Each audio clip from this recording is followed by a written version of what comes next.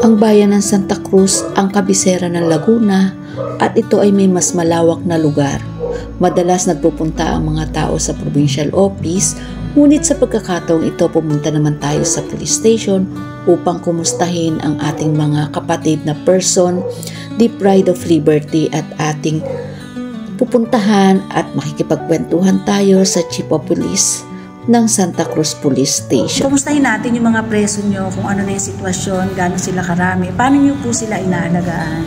So, pag may mga dalaw sila, may mga pagkakataon sila ng pagkain, pag wala naman, may mga bigas kami pinag-provide sa kanila, pati yung kanilang tubig, pinarwakin na pinag-provide namin sa kanila, and then yung ulam, pag lang wala talaga, kami rin nag-provide. Hindi ang pwedeng pabayaan namin na mabuti mga kanila.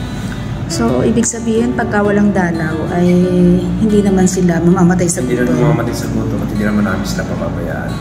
Pagdating po sa mga nagkakasakit? Naman-check up po namin sila pag may halimbawa may mga sakit sila, kailangan ng medical assistance, medical needs, pinapacheck po namin sila. Ilan po ngayon ang inyong prison? Nasa 18 po.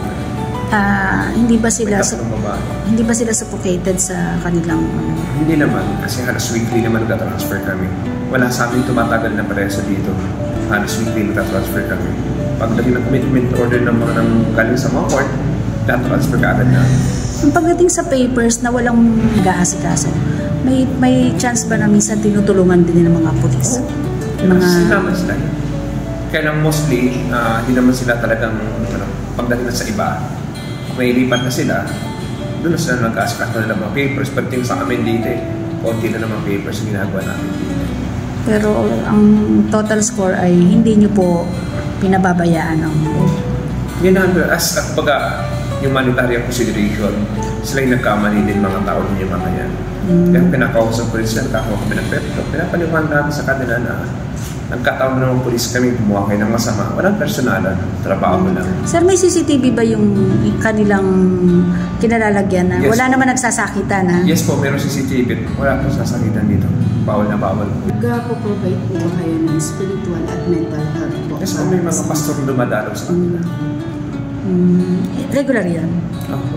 May mga pastor na dumadalaw sa kanila dito.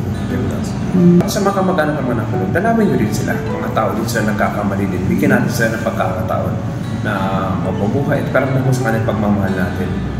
Nagkamali man sila, pero huwag kalimutan, kamag-anak kapamilya nyo pa rin yan.